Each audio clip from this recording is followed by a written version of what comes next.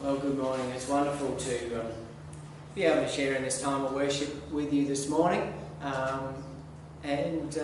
Again, we have this next passage of Jesus' Sermon on the Mount. And we're reminded that he started off so well in this sermon, didn't he? You know, blessed are the poor, and blessed are all the people that really the world tends to forget. You know, blessings on them. Isn't that that's a great way to start?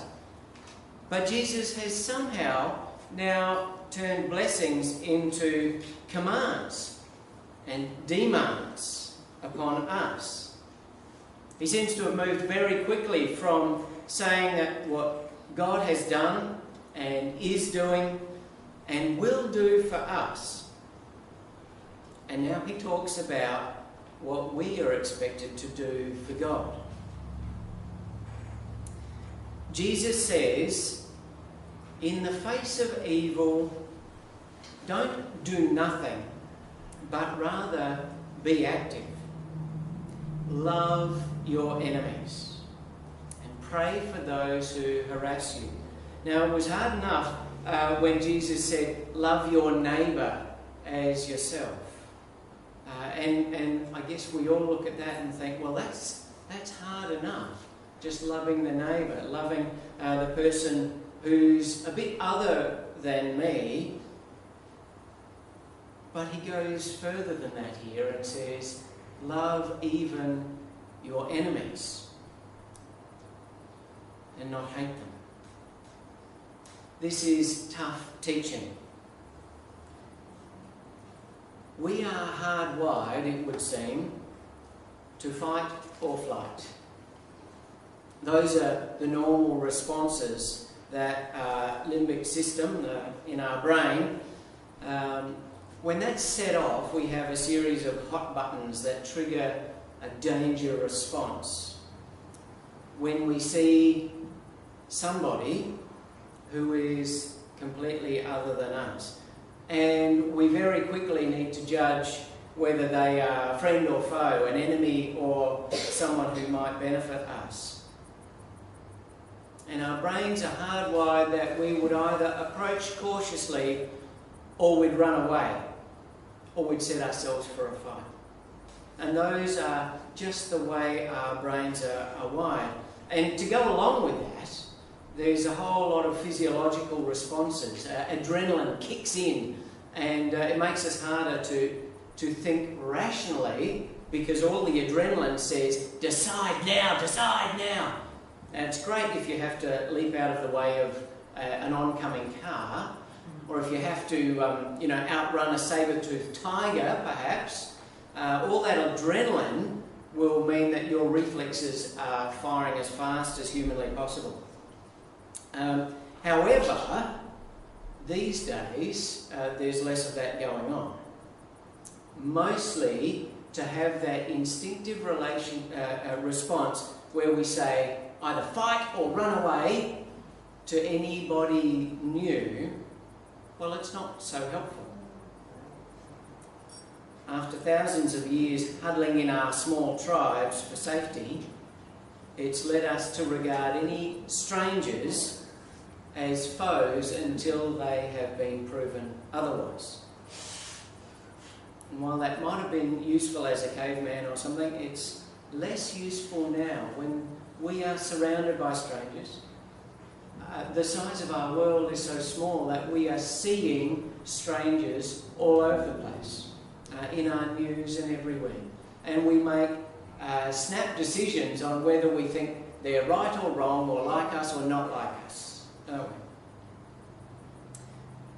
Jesus announces the good news of this tough and difficult teaching, that God has not left us to our biological genetic heritage. God gives us what we need to move beyond just instantaneous fight or flight kind of responses.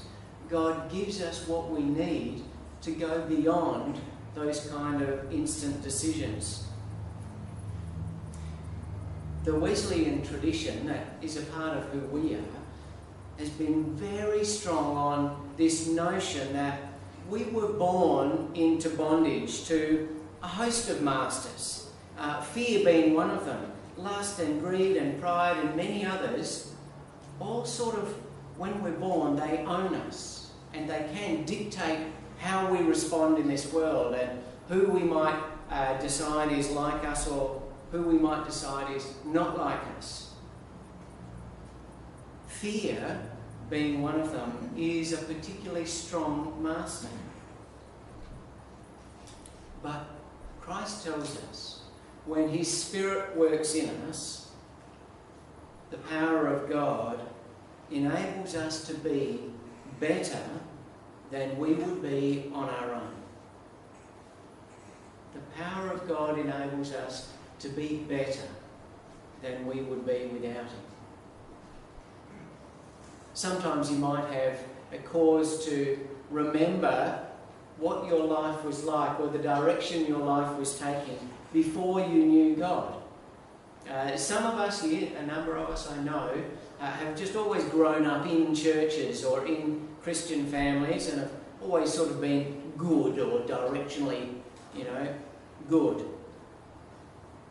But even for those of us for that story, we know that without that power of Christ working in us, we wouldn't be who we are now. We would be a much poorer person in every way. And theologically we use a fairly large word, sanctification. It means that God's grace is working in us and enabling us to be better than our genes will allow us.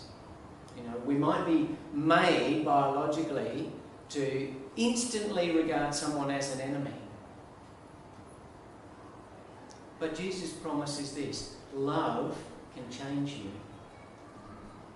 Love can transform a heart that responds in fear to a heart that wants to be loving.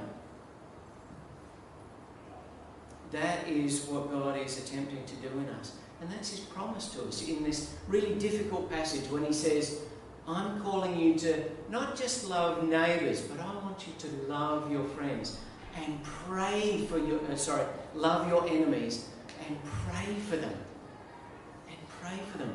Not just to take a passive stance and avoid difficult people in this life, but to love them and pray for them.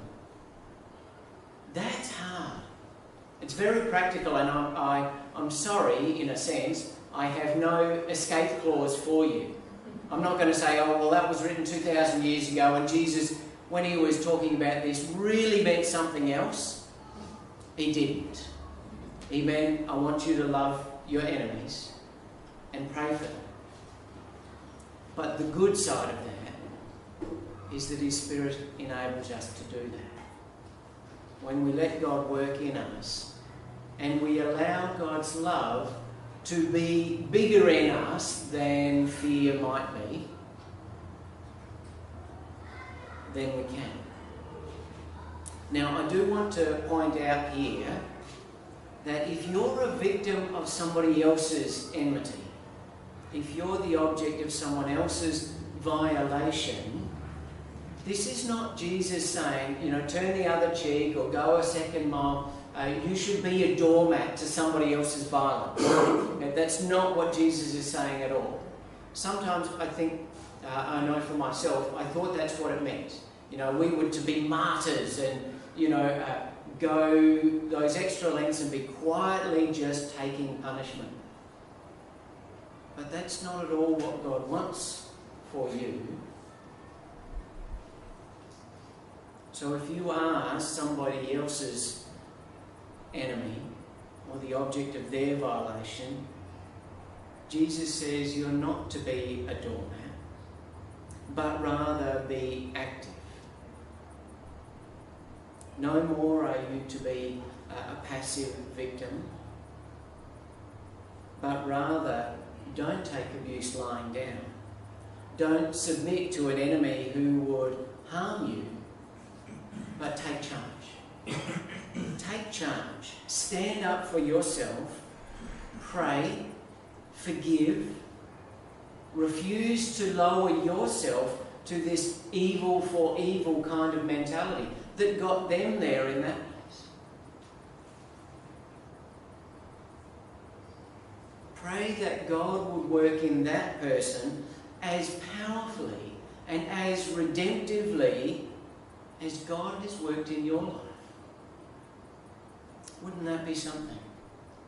If we could all focus on praying for our enemies, that God would work in them and redeem them just as God has been doing that and is doing that in us. That's Jesus' challenge. And there's something that I love about when we attempt that. Maybe we're not perfect at it, but as we try, as we enter into attempting to lift our enemies to God and place our enemies in God's hand, we're placing ourselves and our enemies in God's hand together. And there's something beautiful about that. When we remember that we're no better than they are, we've known God's love and blessing, we've known forgiveness, we've known God's power that has redeemed our life from an awful state and an awful direction and put us in a right direction and restored us. And so we're really just praying that God would do for our enemies what he has already done in us. When we put ourselves in with our enemies in God's hand like that, we're realising that we're not so different and they're not further out of God's reach than we ever were. But it's in God's power that we're all within his grasp. So behind this command is this beautiful promise that you, even you, can act like a child of God. Even you can act like your Heavenly Father, showing love to everyone, just as he has. That passage finishes with this image of God who loves and pours the sunlight and the rain on good and evil alike. And our love is to be like that. We're called to love good and evil alike. But when it's the difficult person, when it's the one that wants to hurt or harm us, that love starts to look like redemption. It starts to look like us praying and actively working at loving them and restoring them. And when we do this, we are loving like God loves. When we can do that, we become perfect. Let's pray.